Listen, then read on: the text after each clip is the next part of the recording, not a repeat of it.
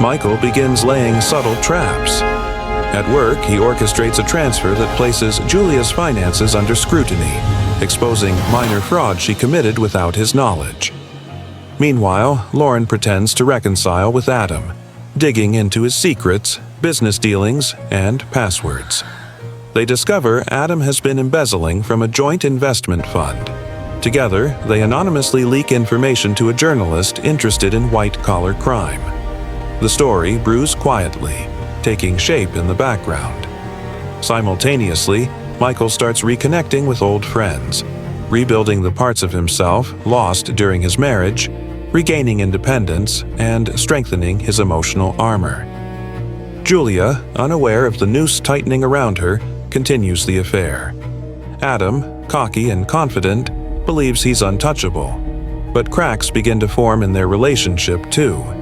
Julia grows more possessive, Adam more evasive.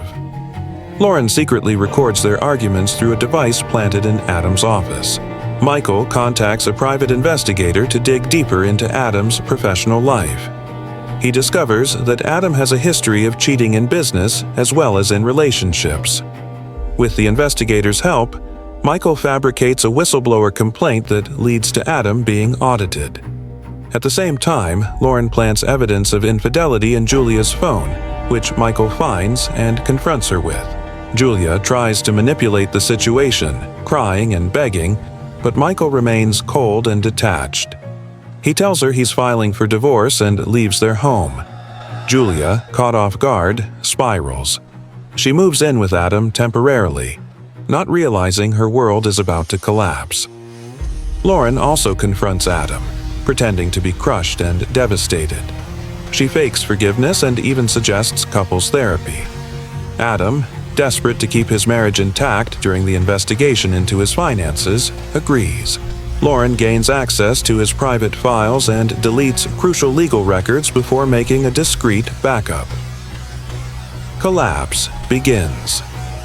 The IRS begins investigating Adam. His accounts are frozen. The story finally breaks in the press about his embezzlement and fraud. Clients begin pulling out. Julia, whose finances were already shaky, now finds herself tied to a man whose reputation is radioactive. Her own legal troubles begin mounting due to the earlier discovered fraud.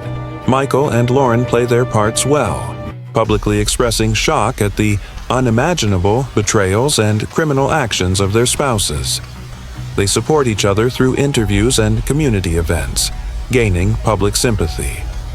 Their quiet satisfaction grows as they watch Adam and Julia struggle. Julia loses her job. Adam is charged and must appear in court.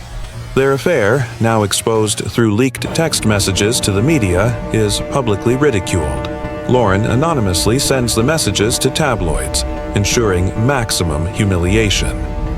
Michael buys a new loft downtown, modern and minimalistic.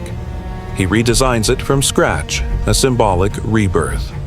He starts dating again, but cautiously, focusing more on rebuilding trust with himself.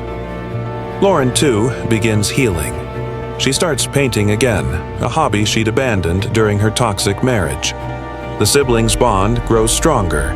They often reflect on their revenge, not with regret, but with grim satisfaction. They know they'll carry the darkness of their actions forever, but they also know it was justice in their eyes. Julia tries to reach out to Michael, claiming she was manipulated by Adam. He doesn't respond. Adam, desperate and losing everything, tries to blame Julia in court, further splintering their alliance. They turn on each other, each hoping to save themselves. Julia is subpoenaed as a witness in Adam's trial. Her credibility is destroyed by the press coverage and leaked messages. Michael attends the trial, stoic and composed. Lauren testifies about Adam's manipulation and betrayal, feigning heartbreak. Her performance sways public opinion. The judge rules harshly against Adam. He is sentenced to several years in prison. Julia, facing charges of accessory fraud, accepts a plea deal and is sentenced to probation and community service, along with a massive fine. She moves in with her parents, publicly humiliated and socially ostracized. Michael and Lauren never show public glee. maintaining the image of quiet victims. But in private, they toast with wine and watch the lives of those who betrayed them unravel. Justice, by their hands, has been served. With time, Michael writes a book about resilience after betrayal, never mentioning names. It becomes a bestseller. He's invited to talk shows, interviews, and becomes a quiet voice of wisdom for those suffering from heartbreak. Lauren starts selling her artwork online and gains a following for her emotionally charged paintings. Julia tries to find work but is blacklisted due to the scandal.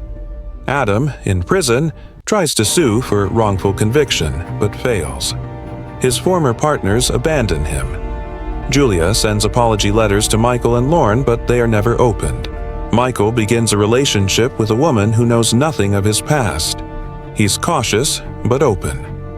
Lauren falls in love with a man who respects her independence and never tries to control her. Both begin to build something new from the ruins. Adam is assaulted in prison.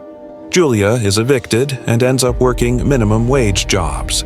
She tries to sue Michael for emotional damage but loses. She is a ghost of her former self. The woman who once had everything now has nothing but regrets. Michael and Lauren reflect on whether they should feel guilt, but neither does. They had been wronged and chose a path that demanded patience, intelligence, and cold calculation. They never acted out of rage, only strategy. Michael's book is adapted into a documentary, and while it doesn't name Julia or Adam, their identities are an open secret. Their shame is immortalized. Michael and Lauren remain silent as the world judges their betrayers. Years later, Michael visits the old house, now sold and occupied by strangers. He doesn't linger. He walks through the city he once wandered in grief, now with calm steps. Lauren hosts her first gallery exhibition, and Michael is there, proud and supportive. They sit on a rooftop that evening, watching the city lights. The past is behind them, its pain tempered by time and justice. They talk about what-ifs, but only briefly. Their lives are full now, defined not by betrayal, but by what they made of it. Julia lives in obscurity. Adam rots in prison. The siblings, once shattered, are now whole. And in the quiet evening wind, their shared silence says more than words ever could.